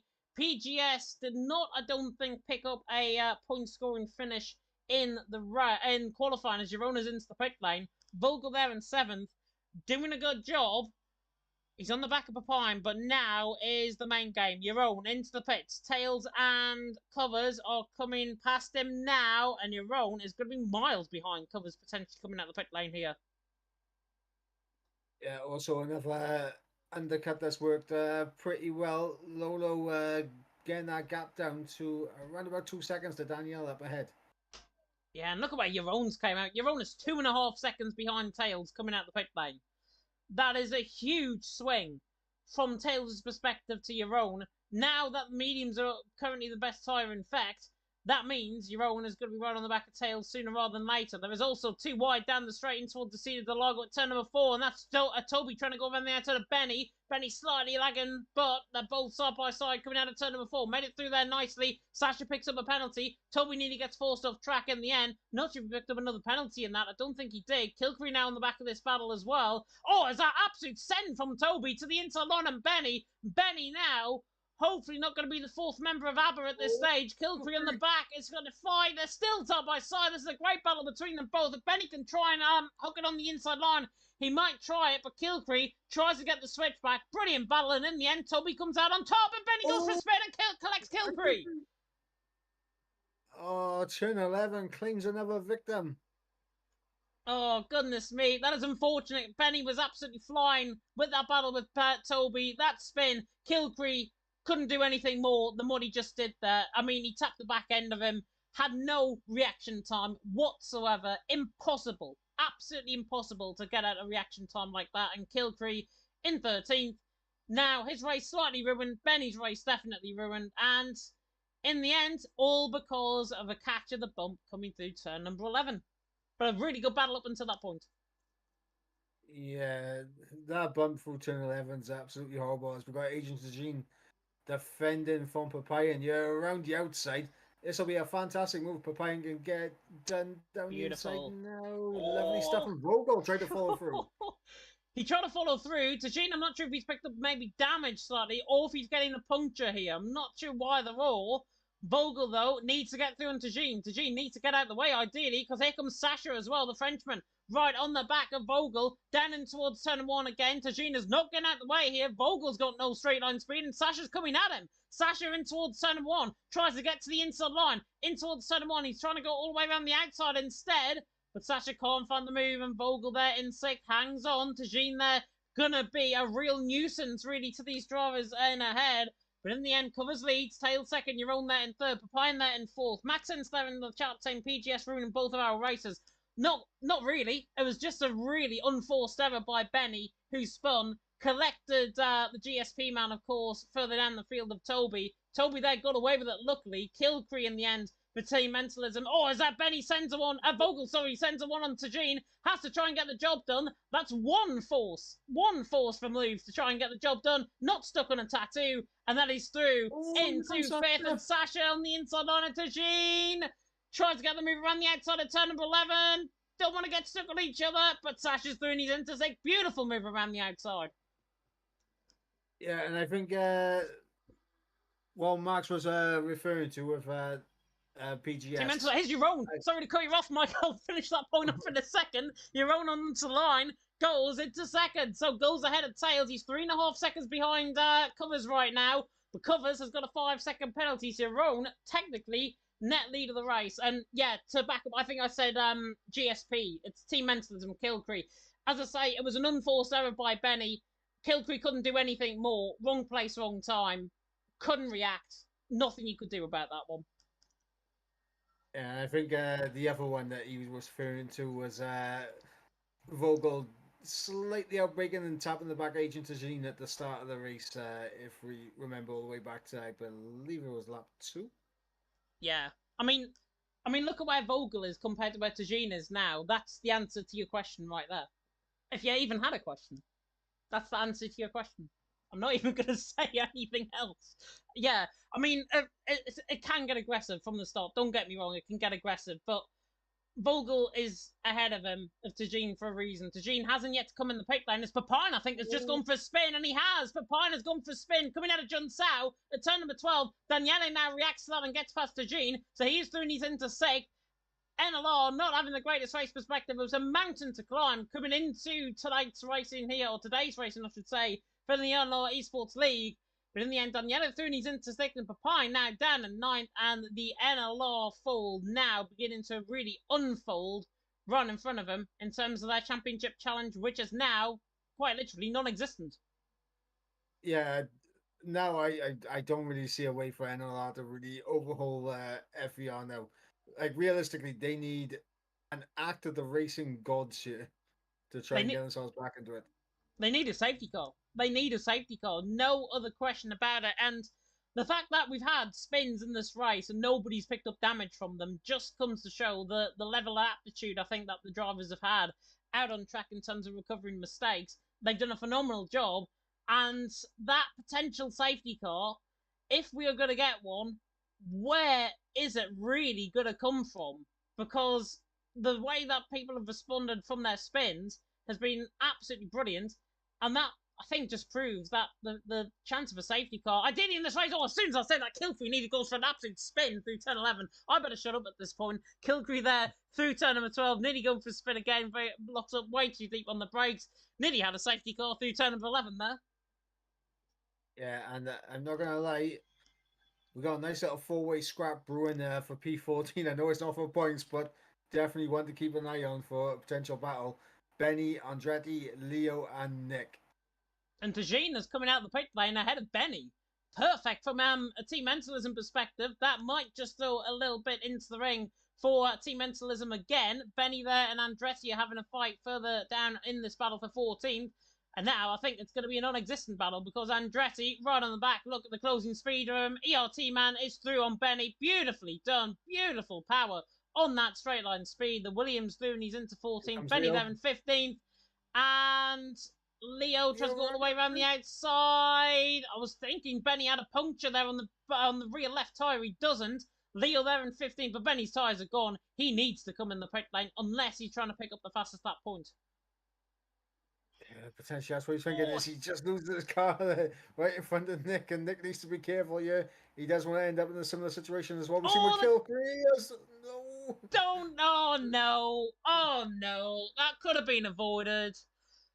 It could have been avoided. In the end, both drivers got caught in each other. Yeah. I'm not even gonna say anything about that because it just could have been avoided. That's it. So this is where you need the Jose Mourinho gif and that. Just pop in the stream right now. I prefer not to speak. Yeah, I prefer not to speak. Benny definitely prefers not to speak there with that battle with Nick. Unfortunately, both got caught up in that incident as well. The FER team will be very, very frustrated by that as well. Nick there in 17th, Benny there in 18th.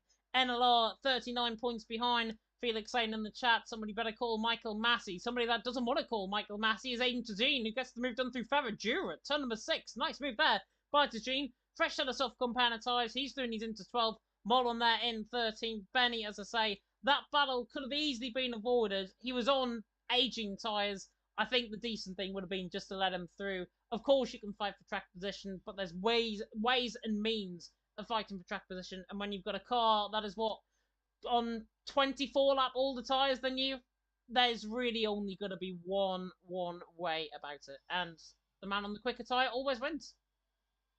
Yep, as Oh, last Vogel! man Oh my on this. god! Oh, Vogel as your own picks up a Oh, penalty. That is interesting. Vogel has had a huge cold brown coming out of turn 4 at the seat of the Largo. How on earth?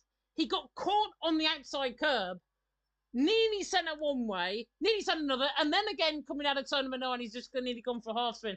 That was a huge moment from Vogel. Now losing the time to Sasha. How on earth he recovered that cat-like reaction from Vogel there in 5th just comes to show why he deserves that position.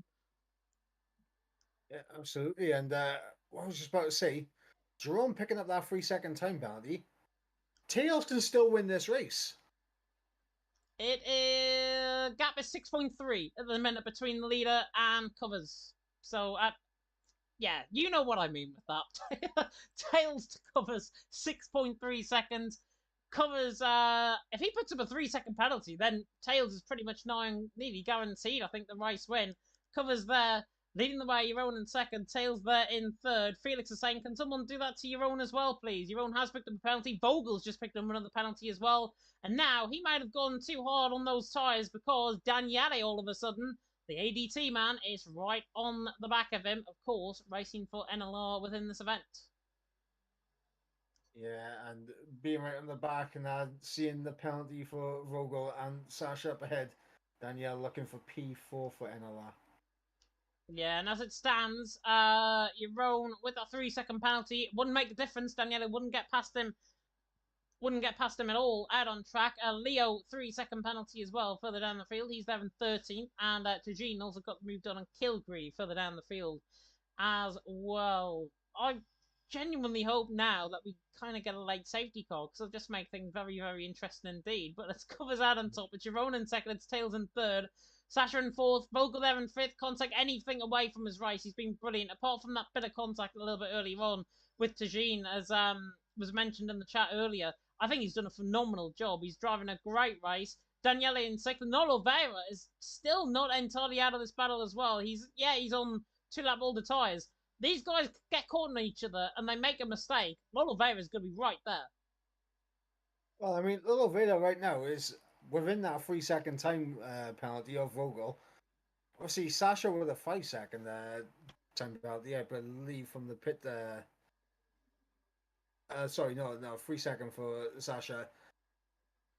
Vela can definitely get within that window, I think, because Vela has been closing in on these guys. Yeah, definitely so. Definitely so. Daniele now looking to try and get the speed on the back of Vogel through a bit of those boxes. Think given the way that Vogel took the line there, maybe he's just going to try and let Daniele through in towards turn 1. Here comes Daniele. Look at the speed that the McLaren is carrying, and Vogel was not enticed by that battle at all. But it's smart because he's going to use up that DRS, which he is vaguely going to have. He has gone too hard on those tyres. He's going to be really struggling toward the end. Lolo Vera's going to be right there with him towards the end of the race, and Vogel now, maybe his efforts from earlier on in the race is just beginning to tell. Yeah, Vogel definitely looks like he's taking a bit too much out of those medium tyres. Right now, I'm interested in seeing that gap between Tails and Jerome. The moment that gap begins to drop, I don't know who's going to win this race. We still got 5 more laps to go. Those tyres are going to drop off towards the end of the race, those mediums, and Tails can come back. Yeah, your owner's just gone too deep there and towards turn number 12. Just lost a little bit of time, about a tenth of a second. Nothing more with that. Tails 3.8 seconds behind your own. It will be something that we are very much going to keep an eye on in terms of this race, in terms of this battle potentially out on track as well that we could have towards the end of the race. But everything is now beginning to spread itself out once again.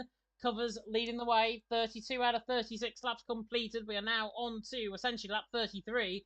Covers from your own from Tails with 5 laps to go in this race here. Sasha there in fourth, Daniela there in fifth, Vogel there in sixth. Agent Tajine's trying to catch the back end of Toby and Samba. He's got no chance though on those set of softs they're going to be wearing right the way to the end of this race. And really the only battle is Daniele and Vogel and Toby and Samba. The real only two battles. The gap between Covers and Tails at the minute, with that 5-second penalty, of course, is 7.3 seconds. 7.3 gap is still increasing between Covers and Tails. Yeah, but what we saw around this point on the mediums was when Tails was beginning to start to lose time to Jerome and Covers on the first stint. So maybe on this next lap we should see that gap begin to close down slightly. Yeah, we should indeed. Toby just made a slight mistake there coming out of turn number 11. There is a yellow flag. Exciting times. Who was that? That is Leo that has spun. Coming on the grass, coming out of turn number 9. Nearly overtakes the car once again on the throttle there, but Leo now dropping behind Andretti. But yeah, the race has just calmed itself down a little bit. I mean, it's lap 33 out of 36. I hope a safety car comes out now. It'll be fantastic if it does. This is the last lap it can come out. Oh, so God. If it is going to come out, it needs to come out now for you. It does, but Tails, 4 seconds the gap between your own. Gap is still increasing. I think your own has managed those tyres perfectly towards the end of the race here. Yes, they'll begin to cut down, but I cannot see Tails. The way Tails was losing time, I cannot see him gaining 5/10 of a second per lap on the back of your own to try and catch before the end of the race. It's just maybe a little bit impossible, I think, from that perspective. Covers though leading the way, your own in second, Tails in third. Nick, by the way, has gone for the fastest lap point. Not that FBR need any more points as they are outscoring NLR within the feature race here, within the race, I should say here, as well as qualifying. So that means it is perfect from their perspective. And also, what is very interesting, Nick has came out ahead of Yaron out on track. Not saying anything's going to happen, but it could.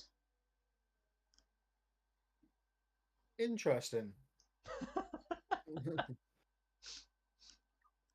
Yeah, I just find that I thought he was coming out actually behind Tails, but in the end, Nick is going to be getting caught by Yaron on this initial lap. Perfect from Yaron's perspective. He could get a little bit of DRS here. I think he's too far back for now. He could get a little bit of DRS. If he does, this is going to put Tails' nail really in the coffin, I think, for this battle for P2. Covers looks on for the race win. The gap, though, I think that we have to watch on board with is that gap between Yaron and Covers. If Covers picks up a 3-second penalty, it's a second in Yaron's favour, and that'll be him done. Covers the gap, though, 3.5 seconds. He leads on to the final 2 laps of the race. Yaron in second, Tails in third. Covers has been fantastic in this race, I've got to say. Yaron in second, trying to latch back on, but in the end, Covers has just been a one-man machine out in front as Benny and Marlon are looking for each other just actually in front of these guys on the run through turn 4. Yeah, I'm very intrigued to see if Nick is gonna give the slipstream to his teammate, but I don't know. He's not dropping back enough to help Drone out, so maybe there won't be no team shenanigans here. Yeah, I don't think there will be. I don't think they will be, but we'll have to wait and find out as Marlon on the back of Andretti. Marlon, Benny pressurising the back of Marlon, I should say. Even though that set us off companatized Matt Biol, Marlon's still got some fight in those tyres. There is Nick, by the way. There is Yaron. And Yaron has not got DRS. Not got DRS because Nick has got DRS on the back of Benny. Or on the back of the leader, in fact. Oh, that's actually interesting. He's got on the back of the leader. As Benny and Marlon are now side by side through turn number 1, and Marlon gets ahead. So Molan through on Benny. Trotter hanging around the outside. It's very difficult to go side by side through turns 1 and 2. And in the end, Benny has just found that out. Yeah, and I think Robin has just timed this a bit too wrong here. He's come up behind Nick and obviously behind Covers as well, the race leader, and not going to be able to go for that fastest lap unless he can gain about 4 seconds on this lap to Covers. It's possible. Covers there is actually on the back of Nick. Regardless, so he might be getting DRS on the back of an FER car right now. Kilcree's in the pit lane. He's going to try and go for the fastest lap. He's got to be well timed with this if he does want to. Covers, though, is around the final corner at Jun Sao. It has been a great drive from the QRT man's perspective. Andretti bangs in the fastest lap of the race. There's going to be a lot of fastest laps being taken up. Marlon and Benny, their fastest lap is going to go right to the battle for the end. But Covers in the end takes the race win. From your own there in second, Tails there in third, and the gap is 1.3 seconds at the end of that race. Brilliant from your own perspective in the end. And did your own actually pick up another penalty late on? Because that gap should have reversed. No, it was a 5 second for Covers, 3 second for Jerome, and the gap was 3.3. Oh, yeah, Yeah, I thought it was a lot closer than what it was actually making out to be. Marlon, Nick, and Benny. I don't know how Nick's now ahead of Marlon and Benny in all of this. I don't know what's been going on. Tajin to the line is ahead of Toby right at the end. Nick, though, is 15th. Marlon 16th. Benny there in 17th. Anybody going to go for a late lunge? Or we're going to see a little bit of a drag race to the line maybe between Marlon and Benny. It's been a great battle between these guys out on track. Kilcree, by the way, is coming to the line to finish in 13th, along with Andretti in 14th. Benny, though, on Marlon.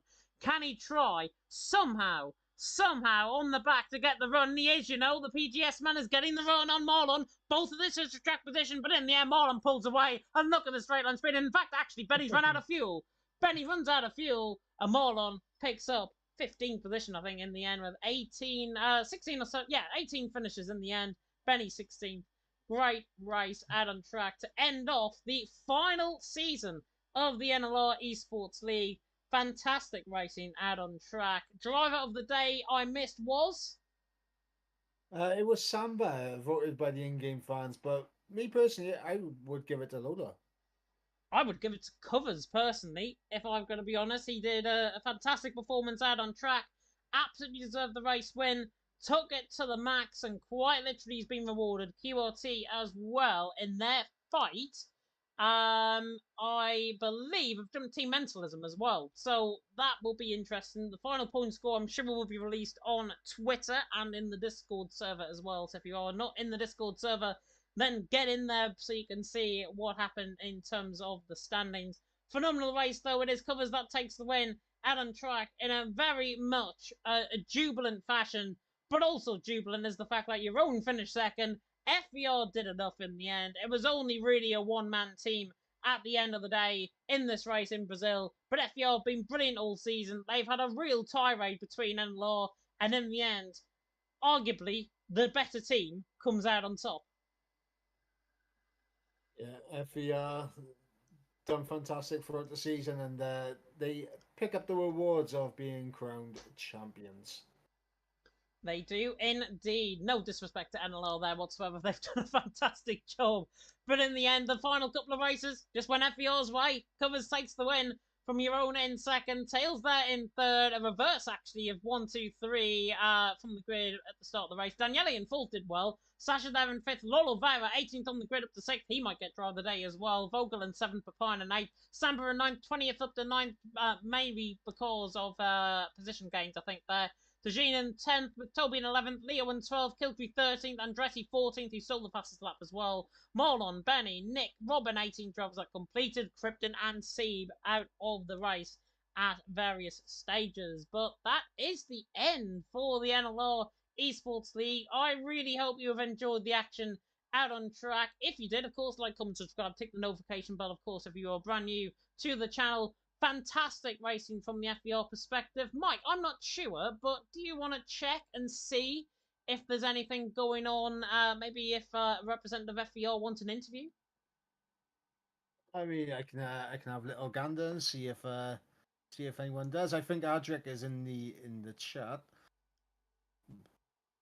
I can see Steph there in the chat as well and Discord, so I wonder if he might be able to come in and maybe have an interview, or your own, or somebody from FBR. Be fantastic if they want to have an interview. Um, and we can get that, of course, done. Hopefully, it's not going to be as difficult as when me and Aiden tried to do interviews and end up taking like half an hour just to get one person in for an interview. But we'll see if representative of FBR do want to have any interviews given. If then the top three say, oh, you know what, I want to have an interview as well, I may as well give them an interview because I'm that kind. But fantastic racing out on track. That is the final event as well for the NLR Esports League. It was announced when I get the announcements up before the racing here today. There will not be a full season of the NLR Esports League for the foreseeable future. We would like to thank every commentator, team, manager, driver, and steward who's been a part of the past 3 seasons in this event. Let's finish this season on a high and have one more good race this Sunday at Brazil, which we indeed have. But no more NLR Esports League. Of course, there are other team events out there, but I think over the past 3 seasons, it has been fantastic to witness. Great racing here, certainly from our perspective. And in the end, Mike, deserving champions from FER. Yep, 100% deserving champions. And see, I kind of jumped in as NLR started to close the gap back up to make it interesting. But FER, every single race, they just kept minimizing the damage that NLR kept doing, minimizing it. And that's the driver champions right there. Yeah, and I mean, look at how they've approached EML Premier 1 as well. EML Premier 1, they've been so good from an FBR perspective. They did a fantastic job. They are one of the best teams, arguably, on the PS platform. I've been really proud of working alongside them as well for on other leagues and on other events as well. And it's been fantastic to see the real growth I think that the team has had from even the early days where they had the likes of Kazizel and everyone in. They've done a fantastic job, and it's really good to see NLR as well. Very bright future ahead for their team, and in fact, all 10 teams have a very bright future indeed. Yaron apparently said he's here. He isn't. Yep. He isn't. He's not in our party. If he could join, if he can join the interviews chat and he can see it first and foremost, that'll be fantastic. I'll ask him if he can see the interviews chat. Yeah, hopefully he doesn't mind getting it done on Discord. Hopefully he doesn't mind. A fun fact about Yaron as well, he has called me one of his favourite commentators. No surprise why he's joining then. I mean, you're one of everyone's favourite commentator, James. Come on, man. You know Am I? Am I really? Yes. I mean, I couldn't get the sound to work tonight. I'm probably down in everyone's estimations now. I mean, I can't lie. I commentate, and you're one of my favourite commentators. Ah, that's really nice to hear. Really nice to hear. I will boost my ego even further then, I think, as we move forward onto F1. What have I done? What have I done? I boosted his ego even more, lads. You have indeed. You have indeed. Hopefully we will be able to get Yaron in. Toby saying in the Discord, what did I miss? Not really much, to be honest. Yaron apparently can't talk to us because his mic quality on his phone is bad. So therefore, he can't do it through Discord, and therefore I don't think we'll be getting an interview unless somebody else from FBR wants to jump in. I don't mind. I mean, we can. How long do we want to? How long do we want to give it? Give it a couple of minutes. Give it a couple of minutes. Yeah, Yaron can see the chat. It's just his mic on his end is poor. I'm not going to use the French that he used in the message, but tell you what, if it was on PS, it would be no problem at all. Yeah, hopefully, you never know. If FER want to have an interview, they can. If not, then everything will be done through Discord in terms of the overall championship standings, unless they're getting done right now before the steward reports come out. But provisionally, of course, FPL have won the championship, unless somebody puts in an absolute ridiculous instant report about them saying they've cheated and they've used the grip hack and whatever. It's never, ever going to get overturned. And FPL, frankly, have been the better team compared to the rest of the guys. NLR might try and swing it their way. I don't think they will. They're very good sports at the end of the day. I was going to say it's impossible to have grip hacks on PlayStation. It is. It's on console, yeah. Unless somebody plugged in their keyboard, potentially, and just drove with their keyboard. Wouldn't that be worse? It would be worse. It would be worse. I'd rate anybody that does that, by the way. If they've plugged their keyboard instead of using the controller for the PS4, I don't think anybody has probably ever done that. But if you have and you prefer keyboard to, as my girlfriend is ringing me, so bear with me a second. We will, I think, end off the stream because I have obviously need to go to talk. So, we will end off the stream here. Big thank you to Mr. Avbrun Mike for joining me in the last couple of rounds of this championship. Been fantastic commentate alongside you once again. Fantastic as well to have the NLR support as well in the background. A big thank you from both of us for the opportunity that we've been given here to commentate on the event here.